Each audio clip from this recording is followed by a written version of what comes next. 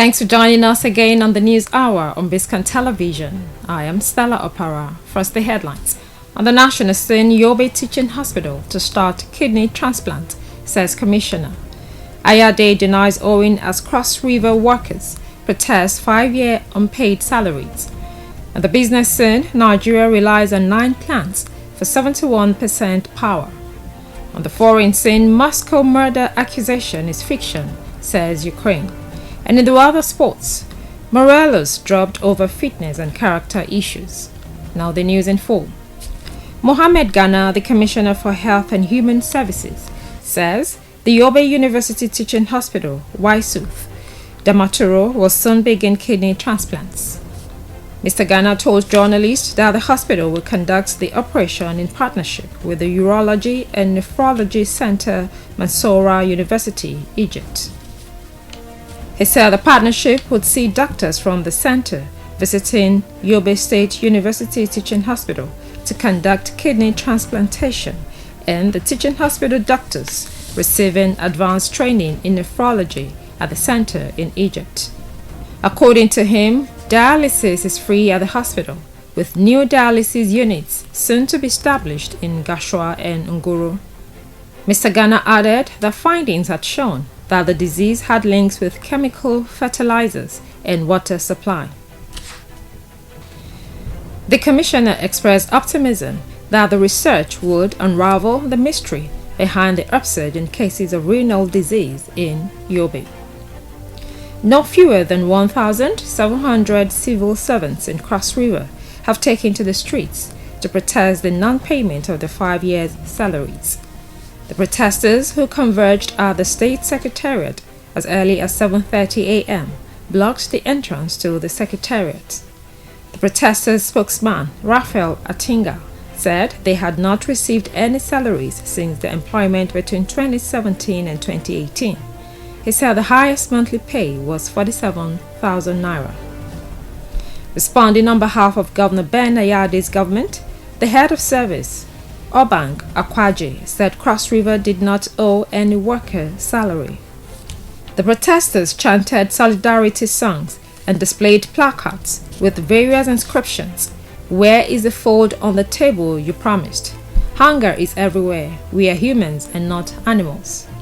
We'll take a break now, and when we come back, we'll bring you business news. Stay tuned.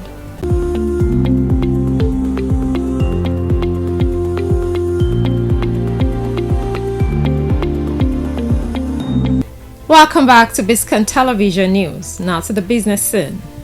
Findings have shown that just 9 out of 26 power plants connected to the national grid are responsible for as high as 71% of electricity generation in the country.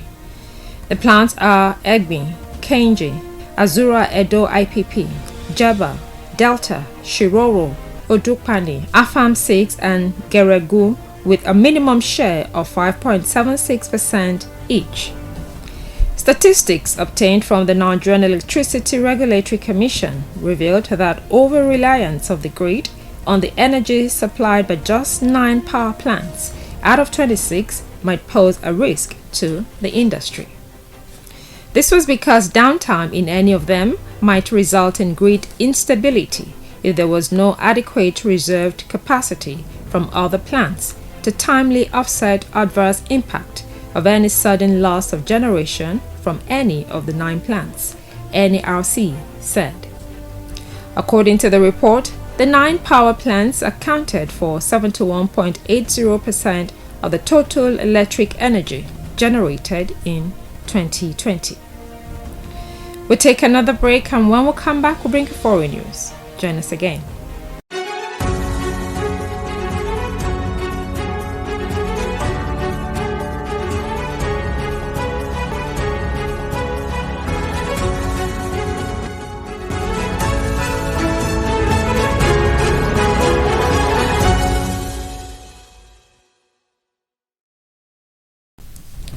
Thanks for joining us again on BISCON Television News.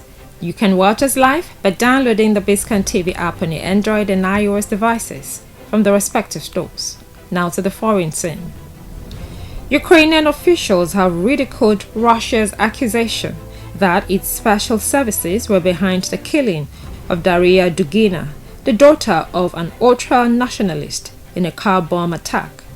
Defense Council Secretary Mr. Danilov said Ukraine isn't responsible for the attack, saying they don't work that way.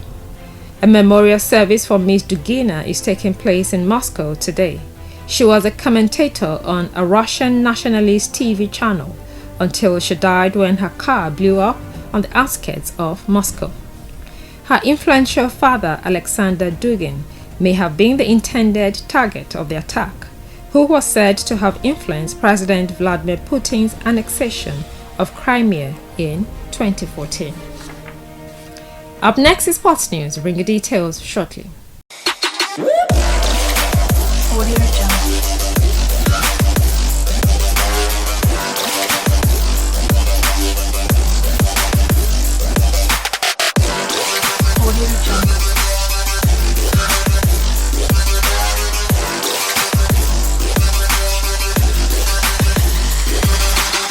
Welcome back. Now to the world of sports. Alfredo Morelos has been left out of Rangers' squad for the Champions League playoff second leg against PSV Eindhoven. Rangers boss made the decision following various concerns, including the striker's fitness levels and attitude over the early stages of this season.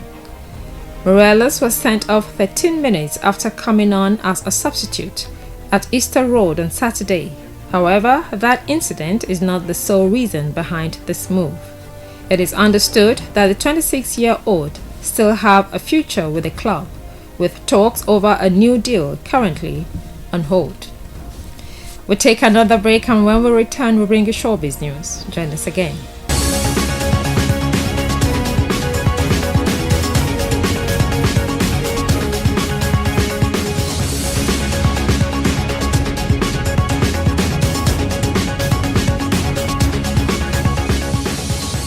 Welcome back to BISCON Television News. Now to the showbiz scene.